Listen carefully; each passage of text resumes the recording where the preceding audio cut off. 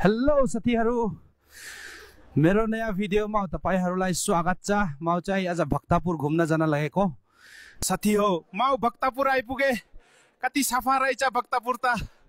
ओहो, रमाइलो हुने भयो आज। आज मेरो गर्लफ्रेन्ड रोशनी आले बिजी भएको कारणले आउन सकेन। अर्को भ्लगमा पक्का देखाउँछु गाइस। कस्तो भोक लाग्यो साथीहरु। दाइ यता मिठो तारेको माछा कता पाउँछ?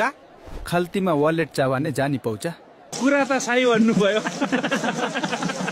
गाइस, म यसो हावा खाना यता भक्तपुरको गुन्दु जंगलतिर चिरेको। ओहो, कस्तो राम्रो सफा ठाउँ, कस्तो सफा हावा। मेरो दुई तैनाको पल खुल्ला भयो। मजा आयो गाइस। आज कुतै खैयला जस्तो छ गाइस। आमाले 7 बजे भन्दा अगाडि घर आइजो भनेको थियो।